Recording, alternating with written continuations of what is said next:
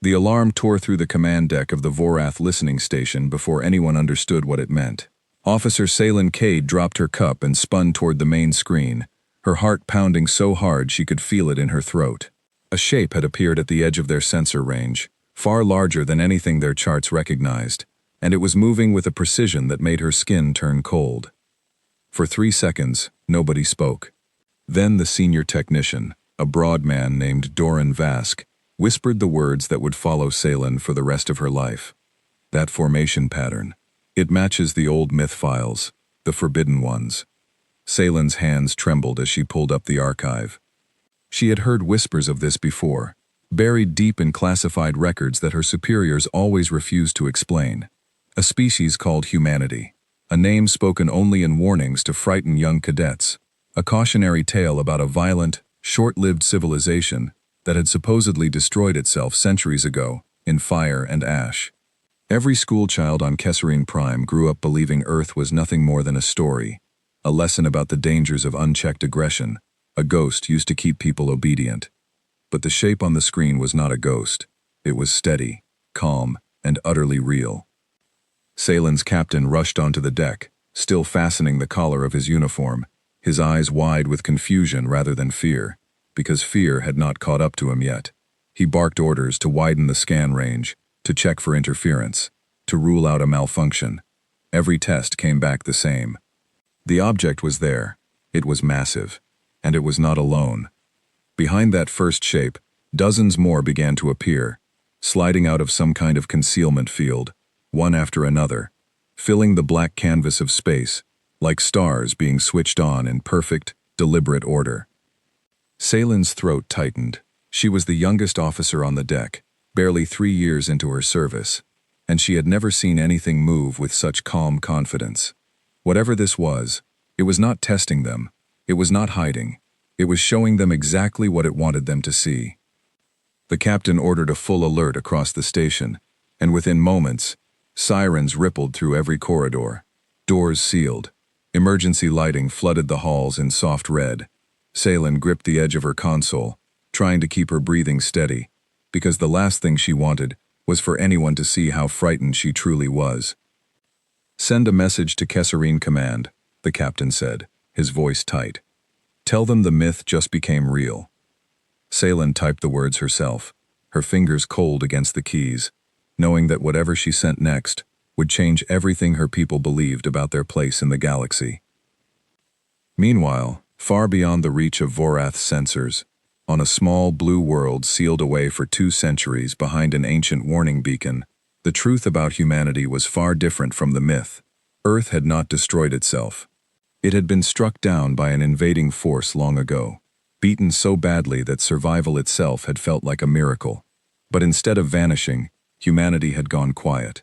It had rebuilt in secret, deep beneath mountains and oceans, hiding its recovery from any eyes that might still be watching. In an underground facility carved into solid rock beneath what had once been Colorado, Admiral Renata Cole stood before a wall of screens showing the newest addition to Earth's rebuilt fleet. The ship gleamed under floodlights, its hull a blend of salvaged alien technology and human design, built from the wreckage of the very invaders who had once tried to erase them. Renata had grown up hearing stories from her grandmother, one of the last surviving officers from the war that nearly ended humanity. She remembered every detail of those stories, every lesson about strength, patience, and the cost of being underestimated. Now, decades later, she stood at the center of a plan that had taken generations to build. "Admiral, the fleet is ready," said her second-in-command, a steady young officer named Marcus Bell. He had trained for this moment his entire career, and his voice carried a mixture of pride and quiet tension. Renata nodded slowly, watching the ship's engines pulse to life. "Then it's time the galaxy remembered we exist." She turned to the gathered officers in the room, each one carefully chosen, each one carrying the weight of their people's long silence. "For 200 years, we have hidden. We have rebuilt in secret, protected by nothing but distance and luck. That ends today. We are not going out to conquer anyone. We are going out to be seen, to make sure no one ever again writes us off as a legend meant to scare children." A murmur of determination spread through the room. Somewhere above them, the massive doors of the underground shipyard began to open, revealing a night sky that had not seen a human vessel launch in living memory. As the fleet rose from the surface in tight formation, cloaking systems flickering to life around each ship, Renata allowed herself a brief moment of reflection. She thought of her grandmother's final words before she passed, spoken with tears in her eyes. "Don't let them forget us again."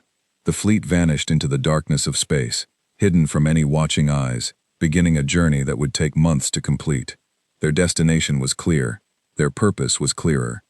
Somewhere far away, an empire that dismissed humanity as myth was about to receive a wake-up call, unlike anything in its recorded history.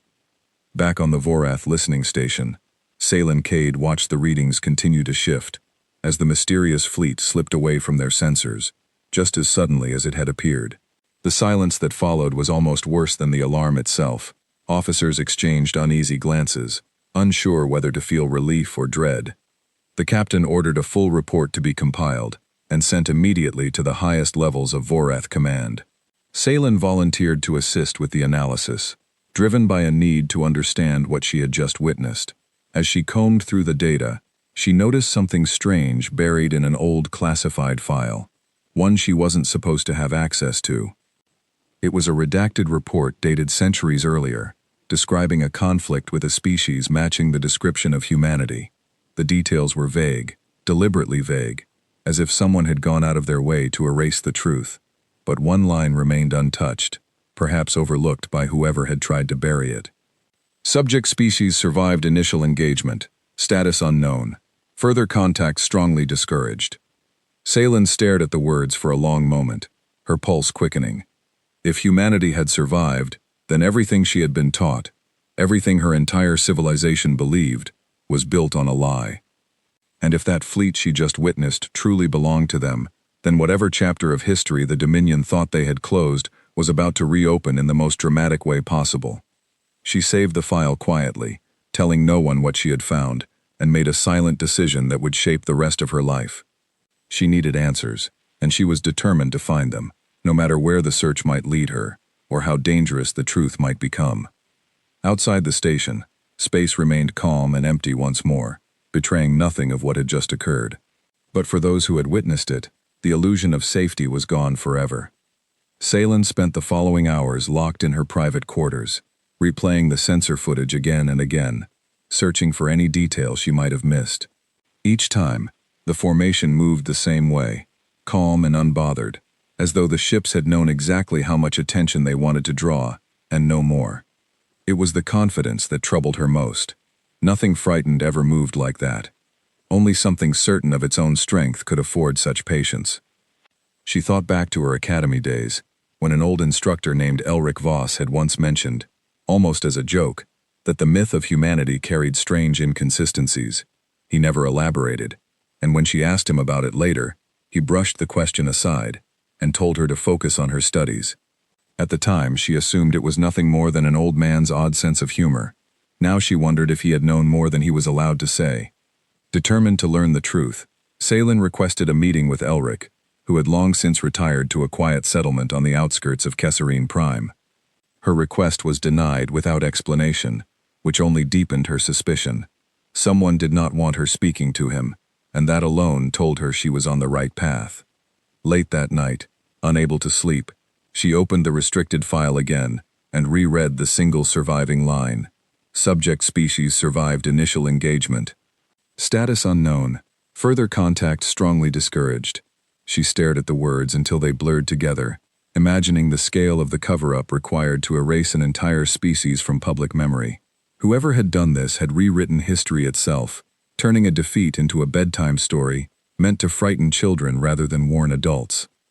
She did not yet know how deep the deception ran, nor how many people above her had spent their careers protecting it. But she understood, with a certainty that settled cold and heavy in her chest, that the ships she had seen were not a myth returning. They were a truth finally catching up to those who had buried it. Far away, aboard the lead vessel of Earth's newly launched fleet, Admiral Renata Cole watched her home planet shrink into a small blue point on the rear display. She allowed herself only a moment of quiet reflection before turning back to her duties, knowing that sentiment had no place in the mission ahead. Marcus Bell approached with the latest navigation report, his expression calm, but his eyes betraying the same nervous excitement shared by everyone aboard. "Course is locked, Admiral," he said. "Estimated travel time to Vorath space, 4 months, assuming no unexpected interference." Renata studied the star chart projected above the console, tracing the long, careful path her people had plotted to avoid detection. Every jump, every drift through empty space, had been calculated to keep the fleet hidden until the precise moment they chose to reveal themselves. There would be no accidents, no early exposure. After 2 centuries of silence, timing mattered more than speed. "Keep all cloaking systems at maximum efficiency," she said. "We only get one chance to make this entrance count." As the fleet settled into its long journey, the crew began adjusting to the quiet rhythm of deep space travel, unaware that on the other side of the galaxy, a young officer named Salen Cade had already begun pulling at the threads of a secret that would soon unravel everything her civilization believed to be true. 2 days after the encounter, Salen was summoned to a private office on the upper level of the listening station, a place she had never been allowed to enter before. Her stomach twisted with nerves as she walked through the door and found a woman waiting for her, dressed in the dark uniform of Vorath Internal Security. The woman introduced herself only as Director Nessa Ryland, and her tone left no room for casual conversation. "You have been asking questions," Director Ryland said, folding her hands on the desk between them. "About an old file. About a retired instructor. I would like to know why." Salen's throat went dry, but she forced herself to stay composed. She had expected scrutiny after the encounter, but not this quickly, and not from someone with this much authority.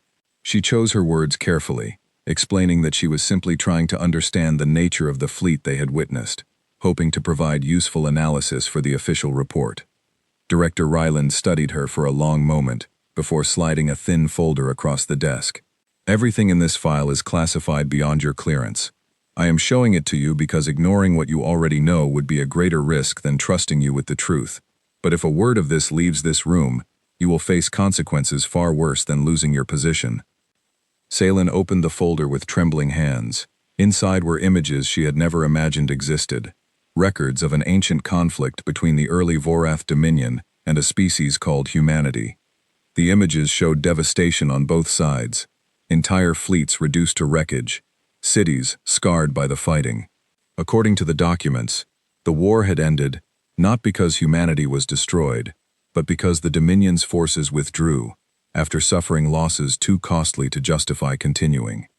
"We told our people we won," Director Ryland said quietly. The truth was less flattering. Humanity fought back harder than anyone expected, and by the time it ended, both sides were too exhausted to continue.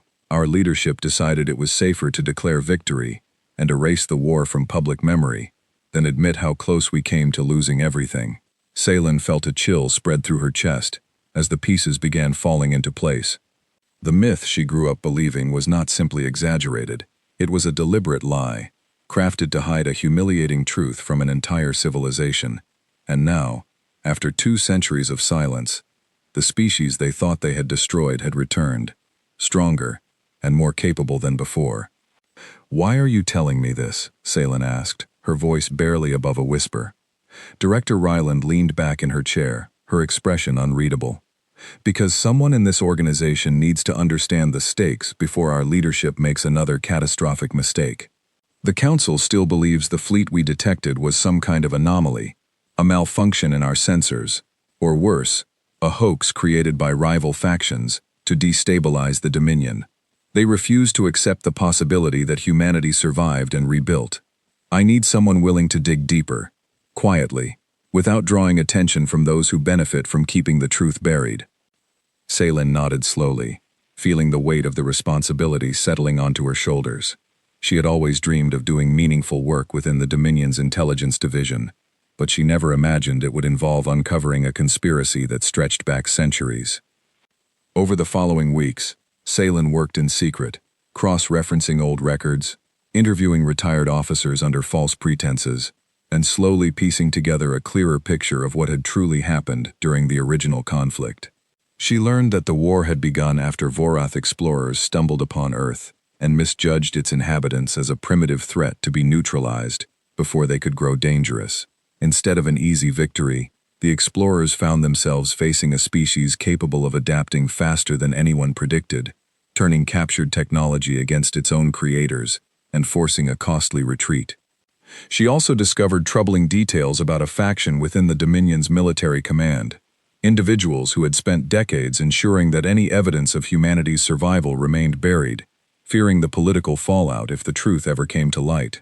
Salen began to suspect that this faction might already know about the fleet's reappearance and could be preparing a response designed to protect their secret rather than protect their people. Her fear deepened when she noticed unfamiliar security personnel stationed near her quarters, their presence explained away as routine reassignments. She started taking extra precautions, changing her daily routines, avoiding conversations about her research in public spaces, and encrypting her notes using methods she had learned during her academy training. One evening, while reviewing old communication logs from the final days of the ancient war, Salen discovered something unexpected. A single message, sent from a human commander to the retreating Vorath fleet, had been preserved in the archive despite the broader cover-up. The translation was rough, clearly processed through primitive equipment, but the meaning came through clearly enough. "We did not choose this conflict. We will not chase you across the stars for revenge, but if you ever return with the same intentions, know that we will be ready." Salen read the message several times, feeling a strange mixture of admiration and dread. The species her people had dismissed as extinct had shown remarkable restraint even in victory, choosing to let the Dominion retreat rather than pursue total destruction. It suggested a civilization guided by more than simple aggression, one that understood the value of mercy even after suffering great losses. She brought her findings to Director Ryland, laying out the evidence in careful detail. The director listened without interruption, her expression growing more serious with each new revelation. When Salen finished, Ryland remained silent for a long moment before finally speaking. "If this fleet truly belongs to humanity, and if their intentions remain as restrained as this message suggests, then our greatest danger is not them. It is our own leadership's reaction to fear and embarrassment. Panic breeds poor decisions, and our council has a long history of choosing pride over wisdom." Salen nodded in agreement, though a knot of anxiety remained lodged in her chest. She thought about the officers she had interviewed, the retired instructor still refusing to speak with her, and the strange security presence following her movements. Something larger was happening beneath the surface of the Dominion's response, something neither of them fully understood yet. Days later, new sensor reports began arriving from outposts scattered across Dominion territory, each describing brief glimpses of unidentified vessels moving through distant systems, always vanishing before a proper scan could be completed. The pattern suggested a fleet moving steadily closer, carefully avoiding direct detection, while still allowing occasional traces to be found, almost as if they wanted the Dominion to understand what was coming, without revealing the full scope of their approach. Salen realized, with a growing sense of unease, that humanity was not simply returning by accident. They were making a calculated approach, choosing exactly how much to reveal and when. Whatever their ultimate goal, they clearly wanted the Dominion to have time to consider the consequences of their next decision.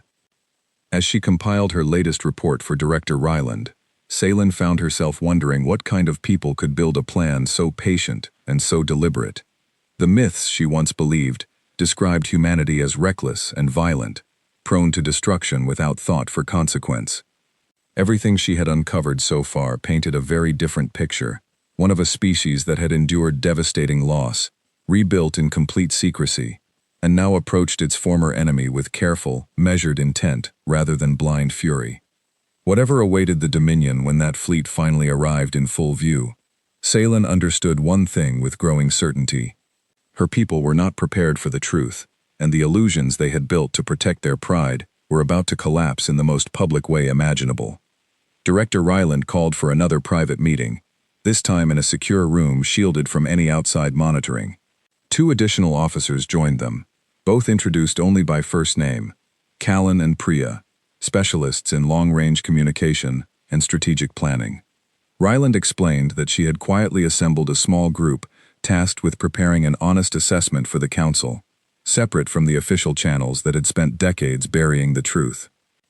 "If the Council hears only fear-driven advice from the same officials who hid this secret for 200 years, they will choose aggression," Ryland said. "We need a voice in that room, offering something else, a realistic path that does not end in disaster for our people. Callan pulled up a projection showing the scattered sightings collected over recent weeks, tracing a rough path through Dominion territory. Based on their movement pattern, I estimate the fleet will reach a position close enough for full visual contact within a matter of weeks, possibly sooner. They are not rushing, but they are not stalling either. Priya added her own analysis, focusing on the technology glimpsed briefly in the sensor logs. Whatever weapon systems they possess, our scanners could not fully classify them. That alone tells us they are operating on a level beyond what we currently understand. Attempting to match their strength through direct confrontation would be reckless without more information. Seylan listened carefully, absorbing every detail, aware that she was now part of a group carrying enormous responsibility. She thought again of the intercepted message from centuries earlier, the calm restraint shown by a species that could have pursued total destruction, but chose not to. If that same philosophy still guided them, there might be a path toward peaceful resolution. But if the years of silence and hardship had hardened their resolve, the Dominion's fate could be far more uncertain. Over the following days, Seylan found herself increasingly drawn into the search for the retired instructor, Elric Voss, convinced that his knowledge could provide crucial context missing from the official archives. Official channels remained closed to her, so she began working through personal connections instead, eventually locating a former colleague of his willing to arrange a quiet, unofficial meeting. She traveled to the outskirts of Kesserine Prime, under the guise of a personal holiday, careful to avoid drawing attention from the security personnel still occasionally seen near her usual routines. The settlement where Elric lived was quiet and modest, far removed from the grandeur of the capital, filled with retired officials who had chosen a simpler life, away from the pressures of Dominion politics. Elric answered his door cautiously, clearly recognizing her despite the years since her academy days. His expression shifted from surprise to something closer to resignation as she explained the reason for her visit. He invited her inside, glancing around the quiet street before closing the door firmly behind them. "I wondered how long it would take before someone came asking," he said, settling into a worn chair near the window. "I served during the final years of that conflict, though not in a role significant enough to be silenced entirely. Mostly, people simply stopped asking me questions, and I stopped offering answers no one wanted to hear." Seylan sat across from him, listening intently as he described his experiences firsthand, filling in details missing from even the classified files Ryland had shown her. He spoke of the exhaustion felt across the entire Dominion fleet by the war's end, the relief when the order to withdraw finally arrived, and the quiet shame many officers carried afterward, knowing the official story told to the public bore little resemblance to what they had actually experienced. "We did not defeat them," Elric said firmly. "We survived them, barely, and only because they chose not to finish what they could have finished. I always believed that mercy would matter more than our leaders wanted to admit. It seems I may have been right." Seylan asked him directly what he believed humanity's return might mean for the Dominion now, after 2 centuries of silence. Elric considered the question carefully before answering, his voice steady despite the weight of the topic. If they wanted destruction, they would not have waited this long, nor would they be approaching so carefully.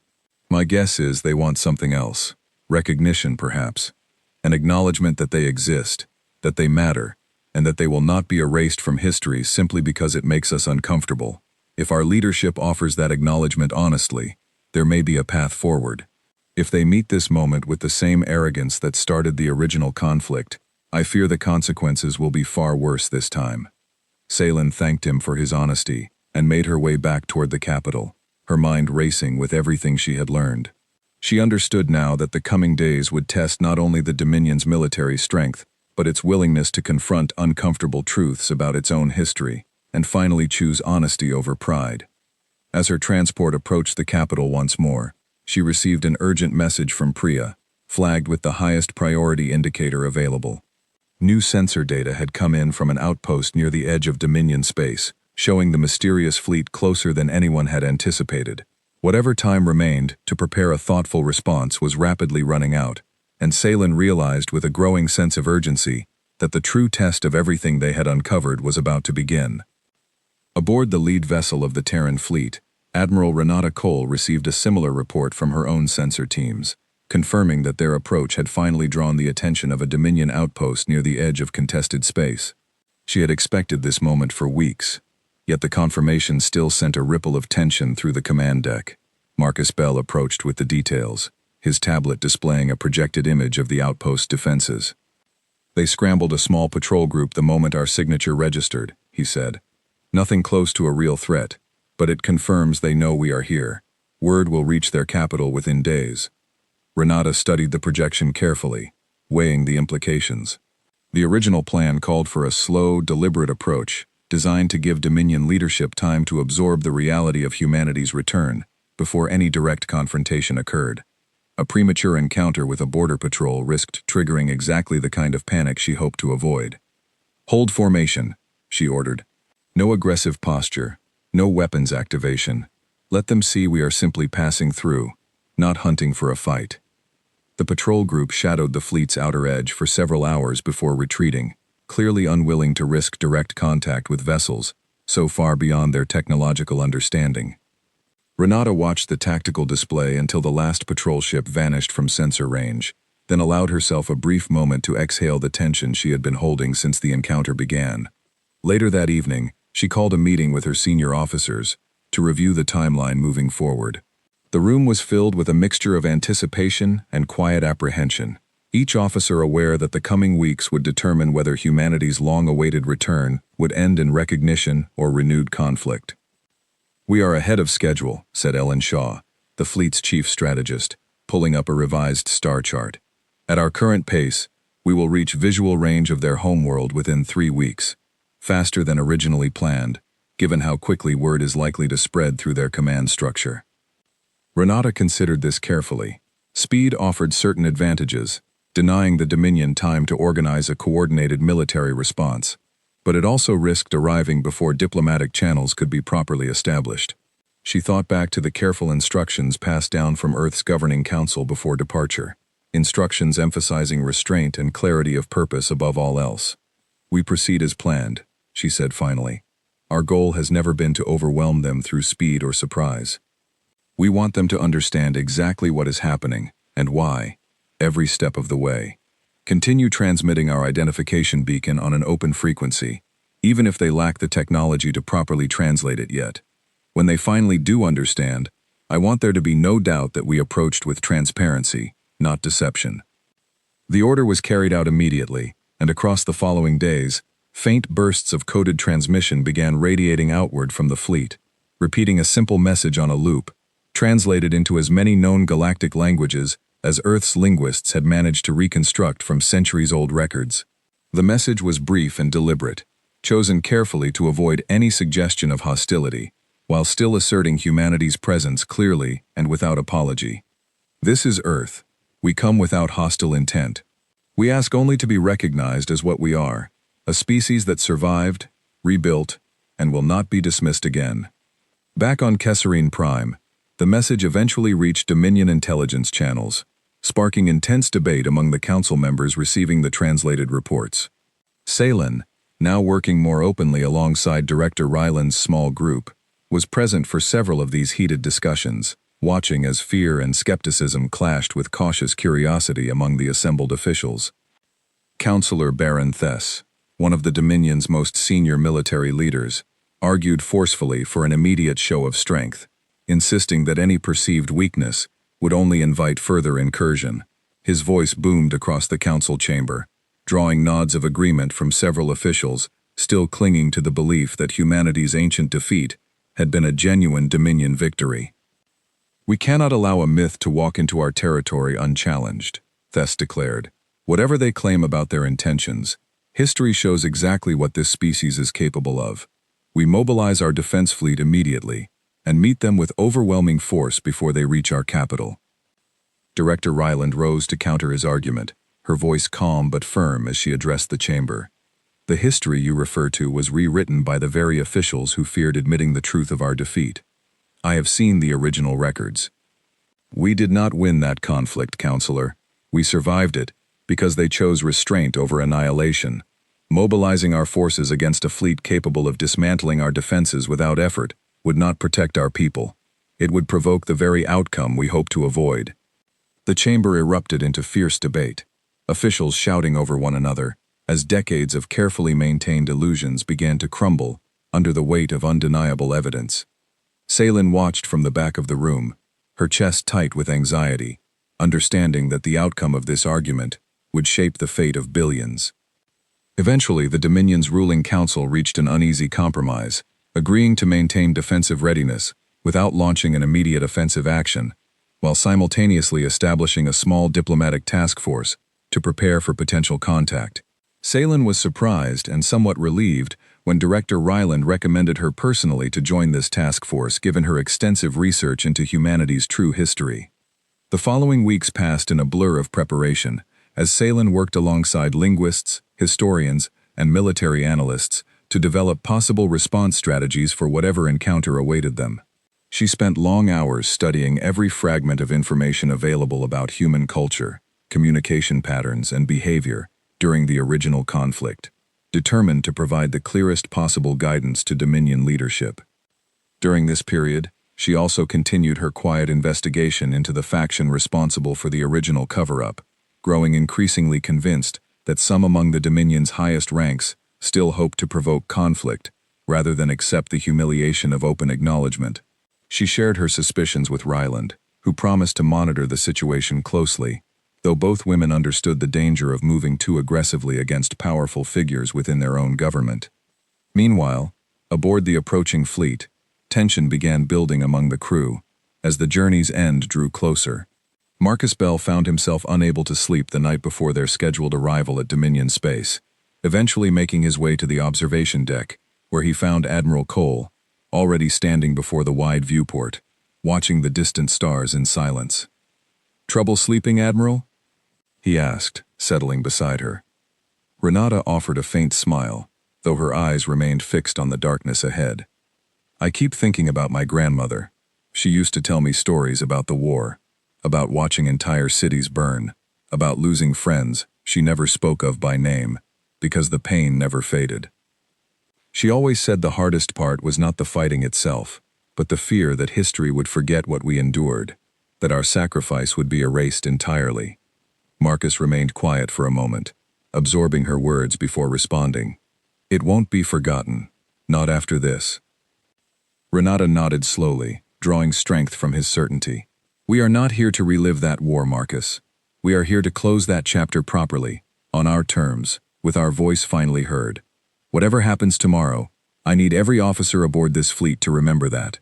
Strength does not require cruelty. Sometimes, the greatest strength lies in simply refusing to be erased." The following morning, the fleet crossed into the outer edge of Dominion territory, their presence immediately detected by an extensive network of monitoring stations positioned throughout the region. Alarms sounded across dozens of facilities simultaneously, sending waves of urgent reports racing toward the capital. Ceylin received the notification while reviewing final preparations with the diplomatic task force, her stomach tightening as she realized the moment they had all been anticipating was finally arriving. Director Ryland gathered the task force immediately, briefing them on the confirmed trajectory of the approaching fleet. According to the latest projections, the Terran ships would reach visual range of Kesserine Prime within a matter of days, moving steadily and without deviation, exactly as their earlier transmissions had promised. "This is no longer theoretical," Ryland told the assembled group, her voice carrying the weight of the moment. "Whatever preparations remain incomplete must be finished immediately. When that fleet arrives above our capital, the entire Dominion will be watching how our leadership responds. We cannot afford hesitation, and we cannot afford arrogance. Both will cost us dearly." Ceylin spent the following 2 days working nearly without rest, refining proposed communication protocols, and reviewing every scrap of translated human history for insight into how the fleet's commanders might think and react. She thought often of the intercepted message discovered weeks earlier, the promise of restraint tempered by an unmistakable warning. She hoped desperately that promise would hold true, even as Counselor Thess and his allies continued pushing for a stronger military posture behind closed doors.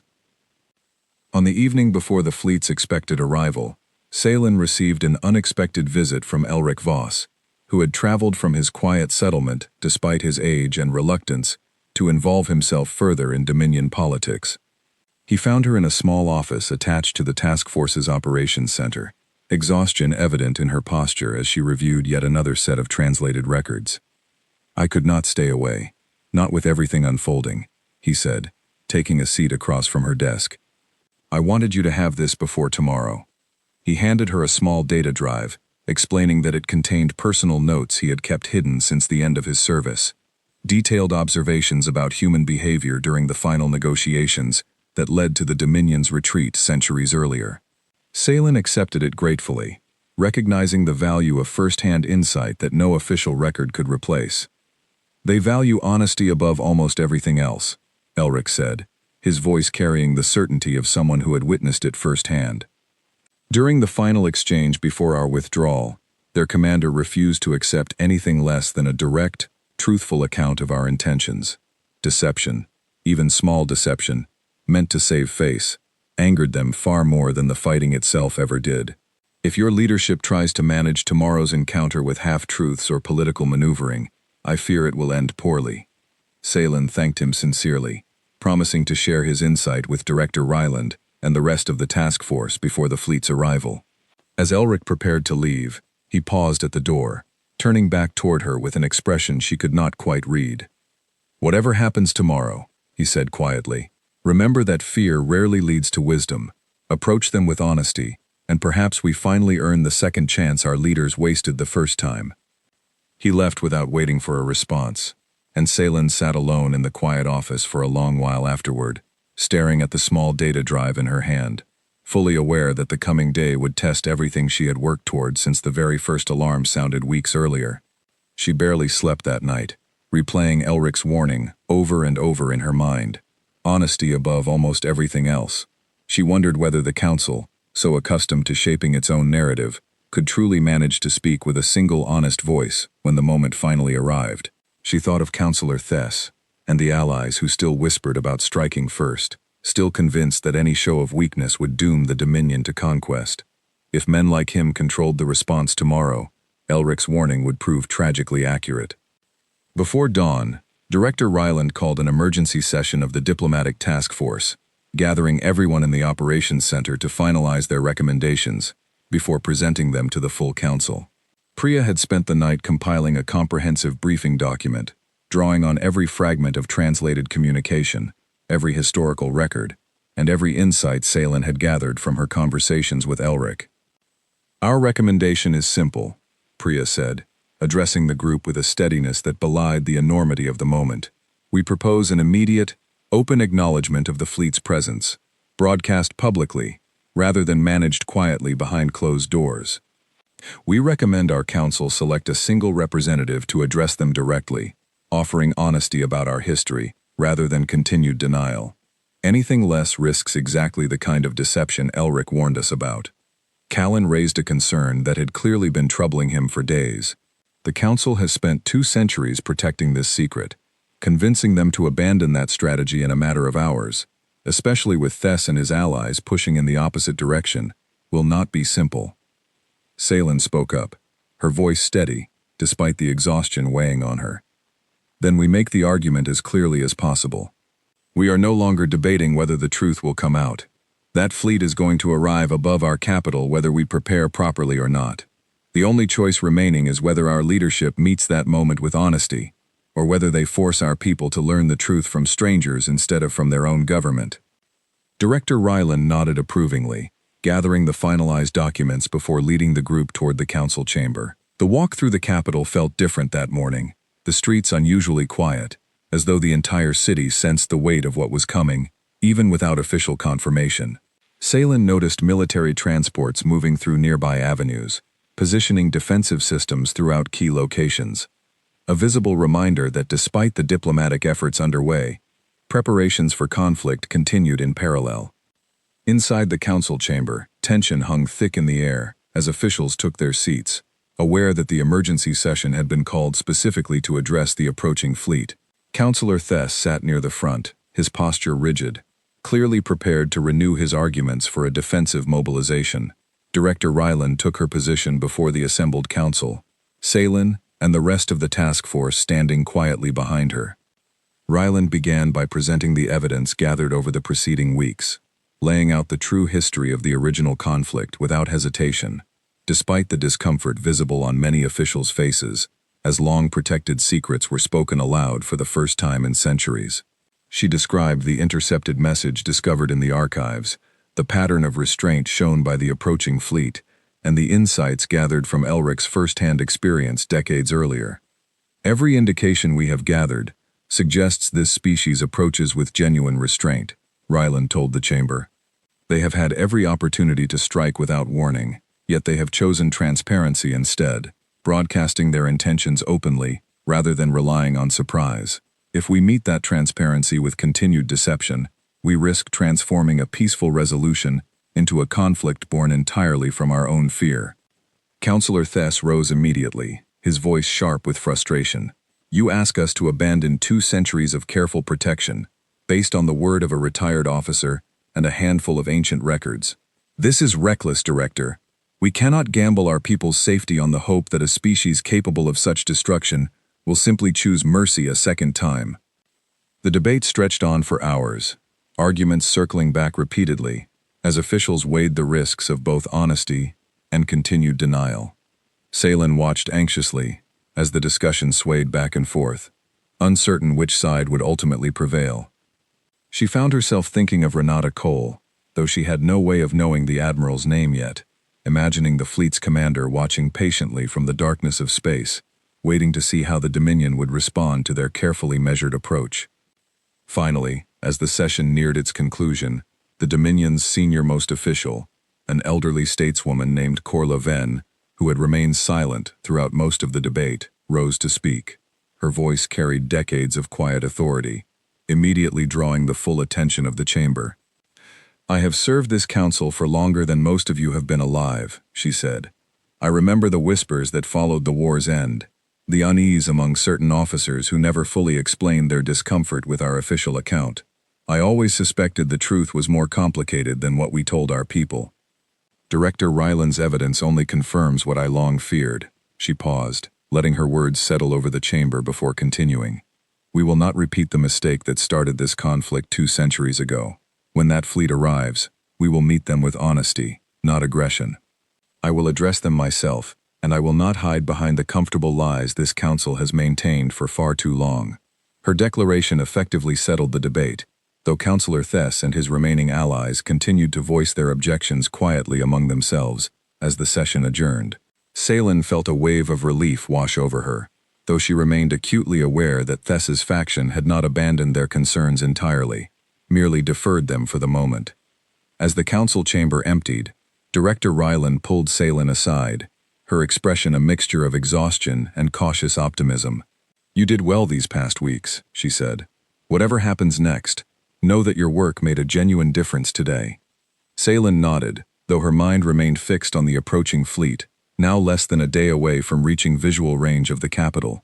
She thought of Elric's parting words, his warning about the importance of honesty, and hoped desperately that stateswoman Venn's promise would hold true when the moment of true reckoning finally arrived. That night, as the capital prepared for whatever the following day might bring, Salen stood on a balcony overlooking the city, watching the stars above with a mixture of anticipation and dread. Somewhere among those distant points of light, a fleet built from generations of patience and quiet resolve continued its final approach, carrying with it the promise of either lasting peace or a reckoning centuries in the making. Morning arrived with an eerie stillness across Kesserine Prime. Shops remained closed, streets stood nearly empty, and every screen throughout the capital carried the same continuous broadcast, a live feed from the Dominion's primary observation array pointed toward open space, waiting for the first confirmed sighting. Salen arrived at the operations center before sunrise, joining Director Ryland and the rest of the task force as they monitored the fleet's final approach in real time. Contact in approximately 20 minutes, Callan announced, his eyes fixed on the tracking display. Their formation remains unchanged, no indication of hostile posturing. Salen's hands trembled slightly as she watched the countdown continue, aware that within moments, an entire civilization would witness firsthand the truth that had been hidden from them for 2 centuries. She thought of every citizen across Kesserine Prime watching their screens at this very moment, unaware that the comforting myth of their ancestors' triumph was about to be replaced by something far more complicated and far more real. Aboard the lead vessel of the Terran fleet, Admiral Renata Cole stood at the center of her command deck, watching the pale curve of Kesserine Prime grow steadily larger through the forward viewport. The planet looked strikingly similar to Earth from this distance, blue and white, wrapped in clouds, a reminder that despite everything separating their two civilizations, some things remained universally familiar. "All ships, maintain formation," she ordered, her voice calm, despite the significance of the moment. "Decloak on my mark, synchronized across the entire fleet. I want them to see exactly what has been approaching them this entire time, all at once, with no ambiguity about our numbers or our capability." Marcus Bell stood beside her, watching the final countdown alongside the rest of the bridge crew. "Decloaking sequence ready, Admiral. All ships confirm synchronization." Renata drew a steady breath, thinking briefly of her grandmother's stories, of the sacrifices made by generations before her to reach this exact moment. "Execute." Across the vast formation, cloaking fields disengaged simultaneously, revealing dozens of massive vessels hanging silently in the sky above Kesserine Prime, arranged with precise, deliberate symmetry that left no doubt about the discipline and coordination behind their arrival. On the ground below, the reaction was immediate and overwhelming. Screens throughout the capital erupted with static for a brief moment before stabilizing, revealing the full scope of the fleet now hovering above their world. Gasps and cries of alarm spread through the streets, as citizens who had grown up believing humanity was nothing more than a cautionary myth suddenly found themselves staring up at undeniable, overwhelming proof of the opposite. In the operations center, Salen watched the same footage with a strange mixture of awe and validation. Everything she had uncovered over the preceding weeks, every piece of evidence she had fought to bring to light, now hung silently in the sky for the entire planet to witness. Director Ryland placed a steadying hand on her shoulder, her own expression a careful blend of relief and apprehension. "Now we see whether our leadership honors the promise made yesterday," Ryland said quietly. Within the council chamber, stateswoman Corla Venn stood before an open communication channel, her hands steady, despite the historic weight of the moment. Advisors surrounded her, monitoring the situation closely, while Councillor Thess watched from the sidelines, his expression tight with barely restrained frustration at having lost the earlier debate. A soft chime indicated an incoming transmission from the fleet above, and the chamber fell completely silent as the message began to play. Admiral Cole's voice, calm and measured, filled the room, translated instantly through systems the Dominion had never encountered before, technology far beyond anything currently available to them. "People of Kesserine Prime, this is Admiral Renata Cole, representing the United Forces of Earth. We understand this moment brings fear and uncertainty. We ask you to understand something in return. We are not here for conquest, nor for revenge over a conflict that ended long before most of you were born. We are here because our existence was denied, our sacrifice erased, and our survival hidden from your people through generations of deliberate deception. We ask only for the truth to finally be acknowledged, and for our two peoples to move forward from this moment, with honesty, rather than fear." The chamber remained silent for several long seconds after the message concluded. Stateswoman Venn finally stepped forward, activating the return channel with a steady hand, fully aware that her response would be heard not only by the fleet above, but by every citizen watching across the planet. "Admiral Cole," she began, her voice carrying clearly through the chamber and beyond, "I speak on behalf of the Dominion Council, and I offer you the honesty you have rightfully demanded. Our leadership, generations past, chose to hide the truth of our conflict with your people, rather than accept the reality of what occurred. That deception was wrong, and it has cost both our civilizations dearly in understanding and trust. We acknowledge your survival, your resilience, and the restraint you have shown throughout your approach to our world. We ask for the opportunity to address this history properly, through honest dialogue, rather than continued fear." A murmur of surprise rippled through the chamber at the stateswoman's candor, though the tension in the room remained palpable. Councillor Thess stepped forward abruptly, unable to contain himself any longer, his voice sharp with barely restrained anger. "With respect, stateswoman, We cannot simply accept their claims of peaceful intent at face value. A fleet of that size hovering above our capital is nothing short of an implicit threat, regardless of the words accompanying it. I urge caution before we commit ourselves further. Renata, still listening through the open channel, addressed his concern directly, her tone remaining calm but firm. Counselor, I understand your caution, and I do not ask you to abandon it blindly. Our fleet remains here not as a threat, but as proof of what your leadership chose to hide from you. We have not activated a single weapon system since our arrival, nor do we intend to, unless directly provoked. If trust must be earned, we are prepared to demonstrate our intentions through action, rather than words alone.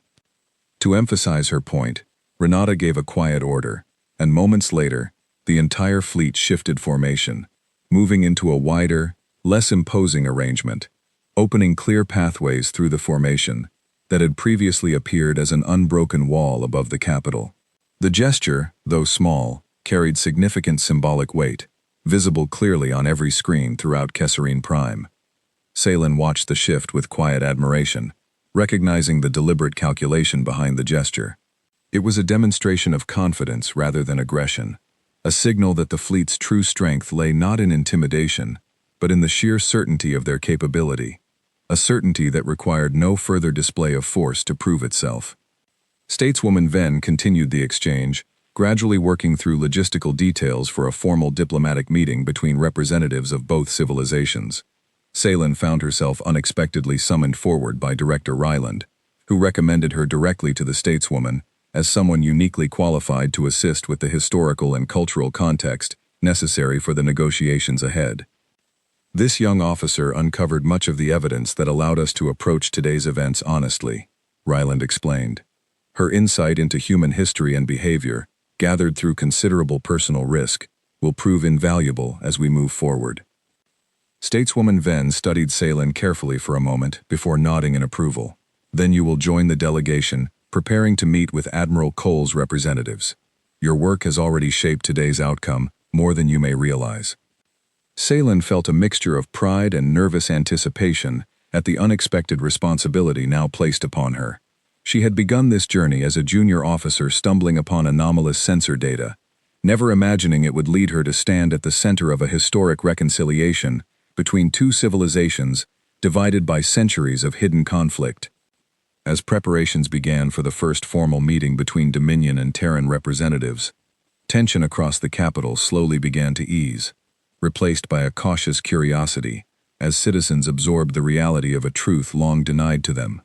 Not everyone welcomed the revelation calmly, and pockets of fear and anger persisted throughout the population, fueled in part by lingering rhetoric from Councillor Thess and his remaining allies.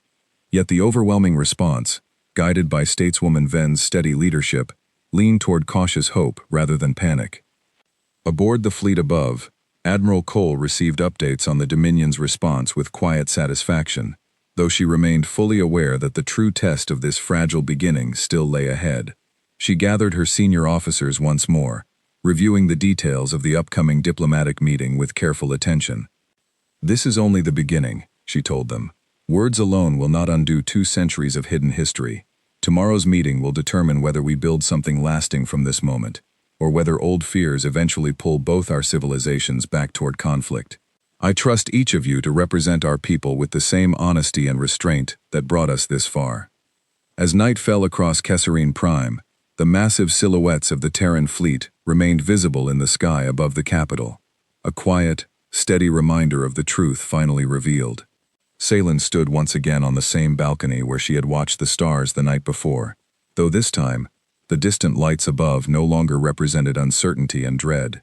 They represented the beginning of something entirely new, a chance for 2 civilizations to move beyond the shadow of a war neither side had ever truly wanted, toward a future neither could have imagined possible only weeks earlier.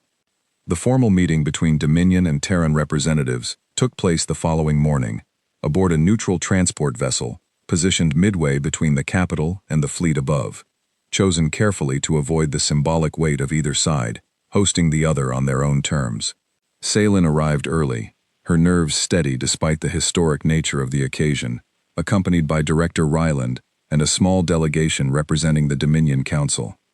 She watched from the observation window as a smaller shuttle detached from the Terran fleet, descending gracefully toward the meeting point.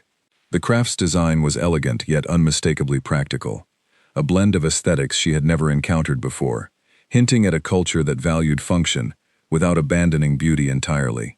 As the shuttle docked and its doors opened, Seylan found herself holding her breath, aware that she was about to witness something no living member of the Dominion had ever experienced: direct contact with a human being.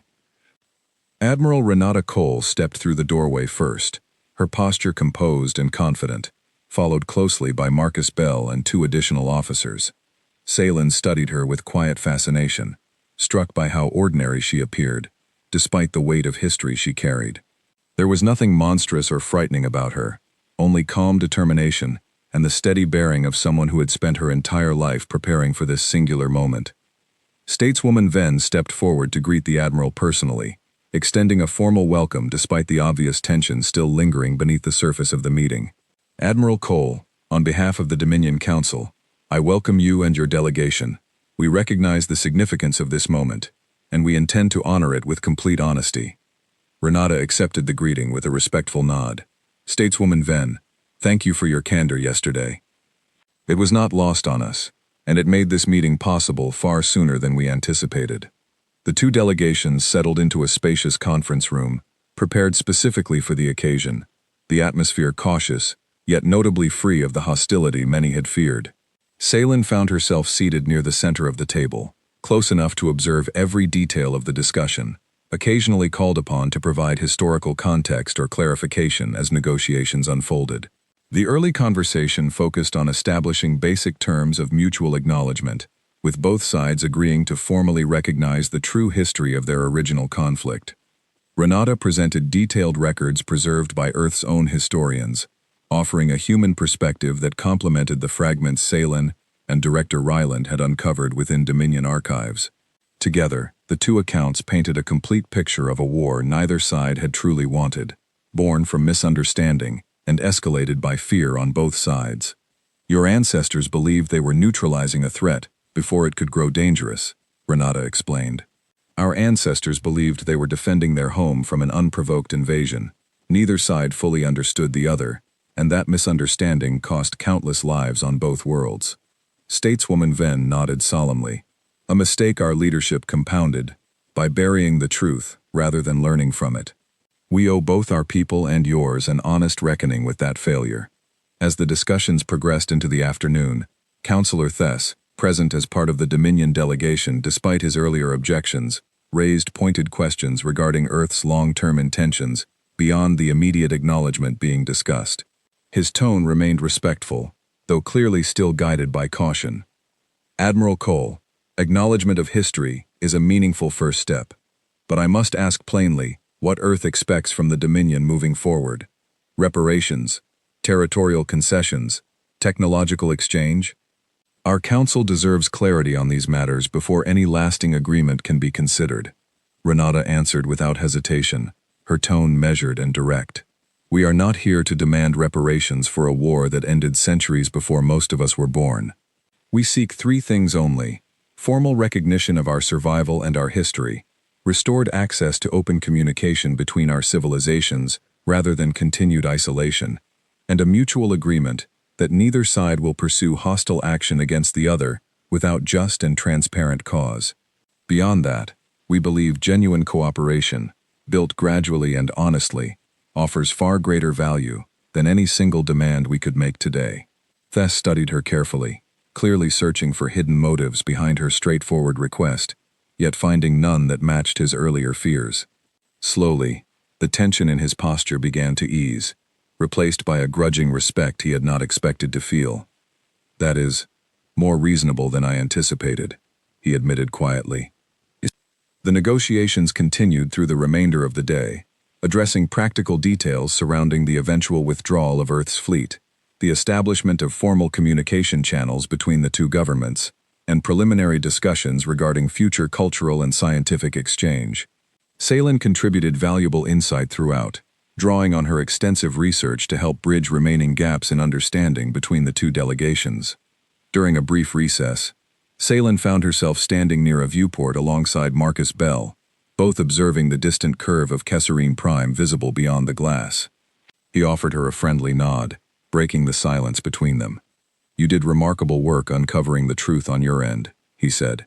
"Admiral Cole mentioned your name specifically in her briefing before we arrived, said you were the reason today's meeting became possible at all." Salen felt a flush of pride at the unexpected acknowledgement. "I only followed the evidence where it led. I never imagined it would bring me here, standing across from the very people my entire civilization believed no longer existed." Marcus smiled faintly. "History has a way of surprising everyone eventually. For what it's worth, our people owe a debt of gratitude to those willing to seek truth, even when it's inconvenient for those in power. That courage matters more than most people realize." Their conversation was interrupted as negotiations resumed, continuing late into the evening as both delegations worked through the finer details of what would eventually become a formal treaty between Earth and the Vorath Dominion. By the time the session concluded, exhaustion was evident on every face present, yet beneath that exhaustion lay a quiet sense of accomplishment, shared by everyone in the room.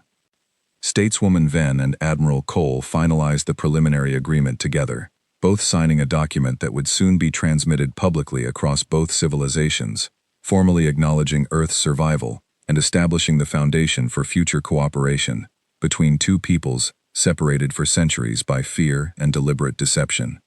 "This is only a beginning," Renata said, extending her hand toward the stateswoman in a gesture Earth's culture had long used to signify mutual respect and agreement. Venn accepted the gesture, though clearly unfamiliar with its meaning, quickly grasping its significance through the warmth behind the action. "A beginning built on honesty," Venn replied, "something our previous history sorely lacked." In the days that followed, news of the agreement spread rapidly across both civilizations, sparking widespread reaction, ranging from cautious optimism to lingering skepticism. On Kesserine Prime, public sentiment gradually shifted as citizens absorbed the reality of their true history, many expressing relief that the truth had finally emerged rather than remaining buried indefinitely. Councillor Thess, though still cautious, publicly acknowledged the sincerity of Earth's intentions during a council address, helping to ease remaining tensions among skeptical factions within Dominion leadership. Salen, now recognized publicly for her role in uncovering the truth, found herself appointed to a newly established diplomatic office, tasked with maintaining ongoing communication between the Dominion and Earth. She embraced the responsibility eagerly, aware that the fragile trust established during those historic negotiations would require careful, continuous effort to maintain and strengthen over time.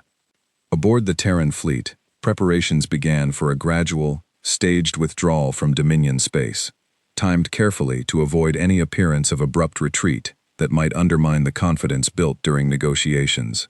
Admiral Cole remained in the system for several additional weeks, personally overseeing the establishment of a permanent communication outpost designed to facilitate ongoing dialogue between the two governments long after the fleet's eventual departure.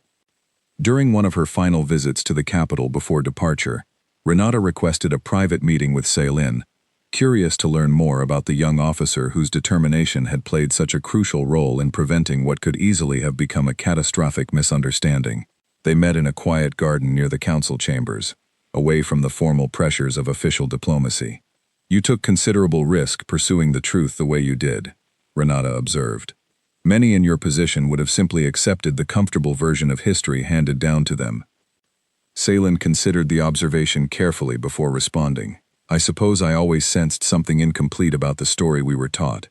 When the opportunity came to seek real answers, I couldn't ignore it, regardless of the risk involved."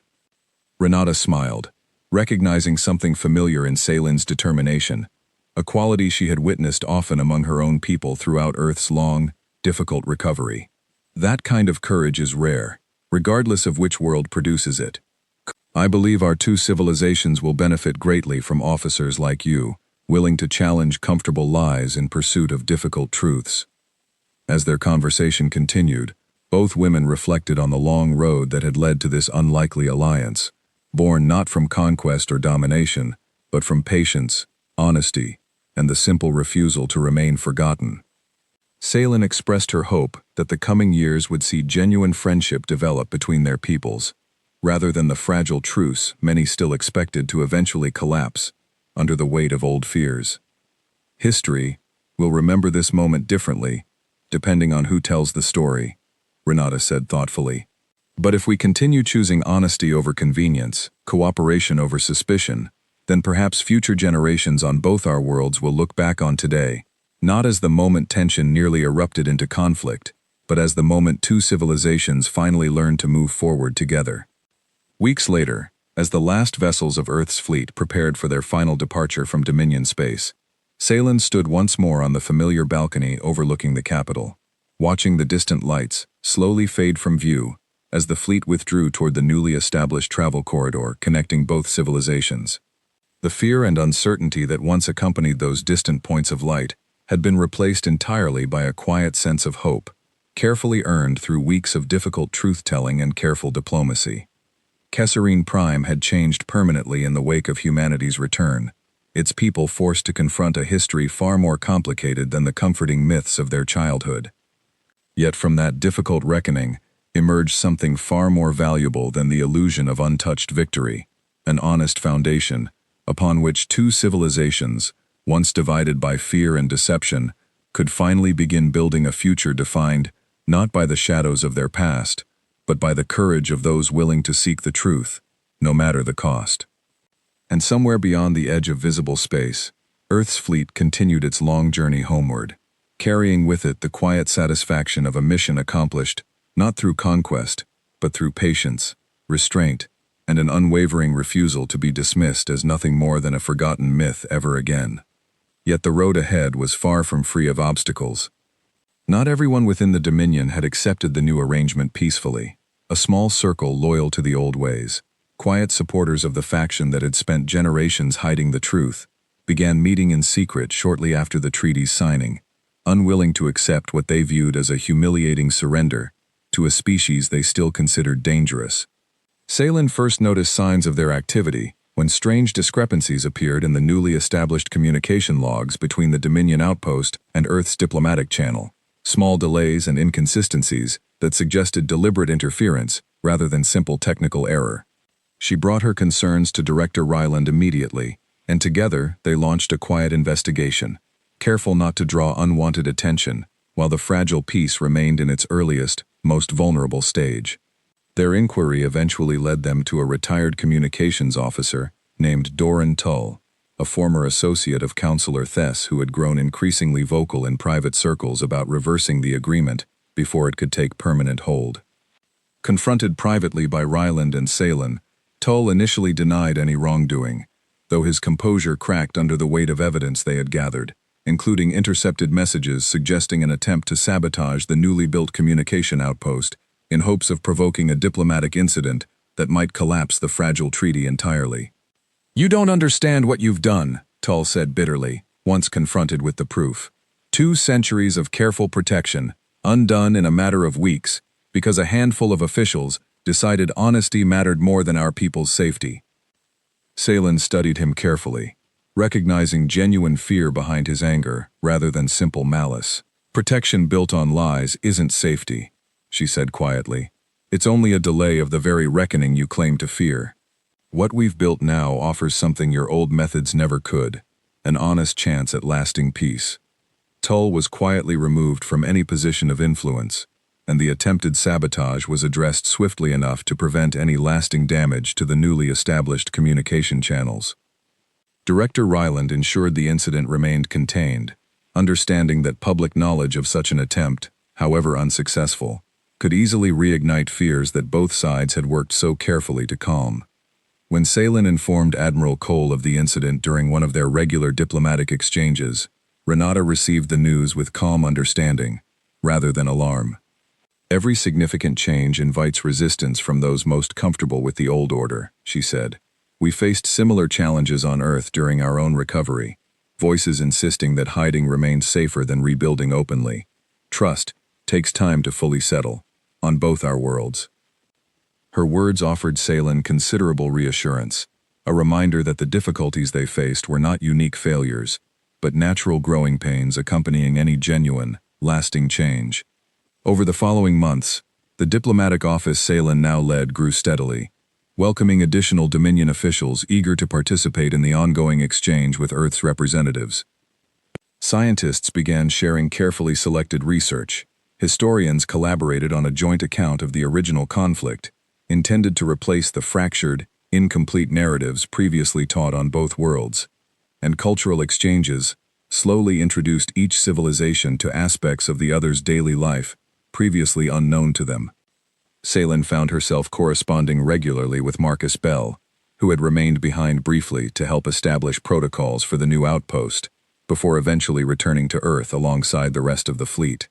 Their exchanges, initially limited to official diplomatic matters, gradually expanded into genuine friendship, each sharing insights into their respective cultures, with growing curiosity and mutual respect. Nearly a year after the historic first contact above Kesserine Prime, Salen received an invitation to visit Earth directly, joining a small delegation selected to participate in the first official Dominion visit to humanity's homeworld. She accepted without hesitation, eager to witness firsthand the civilization she had spent so long studying, only through fragments of ancient records and second-hand accounts. Standing aboard the transport vessel as it approached Earth for the first time, Salen watched the familiar blue and white planet grow larger through the viewport, remembering her earlier observation of how similar it appeared to her own homeworld from a distance. Admiral Cole greeted the delegation personally upon arrival, along with stateswoman Ven, who had insisted on joining this historic visit, despite her advancing age, determined to witness the fruits of the honesty she had championed from the very beginning. As Salen stepped onto Earth's surface for the first time, breathing air from a world once dismissed as nothing more than a distant myth, she felt a profound sense of completion, understanding fully now the weight of everything that had unfolded since that first alarm sounded on the listening station months earlier. What began as a single anomalous sensor reading had grown into something far greater, a bridge built carefully between two civilizations once separated by fear, deception, and the quiet tragedy of a war neither side had ever truly wanted. Renata walked beside her through the streets of a rebuilt human city, pointing out landmarks that told the story of humanity's long, difficult recovery, structures raised from the ashes of near-total destruction through generations of quiet determination and unwavering hope. "This is what patience and honesty can build," Renata said, gesturing toward the thriving city around them, "not through conquest or domination, but through the simple refusal to disappear, and the courage to eventually be seen for exactly who we are." Salen nodded, understanding completely now why humanity had approached the Dominion with such measured restraint, despite every reason to seek retribution for the suffering inflicted upon them centuries earlier. Strength, she realized, was never truly measured by the willingness to destroy, but by the wisdom to choose a better path, even when destruction remained well within reach. As the visit continued, both delegations began laying the groundwork for a future built on genuine partnership rather than lingering suspicion, a future neither civilization could have imagined possible only a year earlier, when humanity remained nothing more than a forgotten myth, and the truth still lay buried beneath centuries of careful, deliberate silence.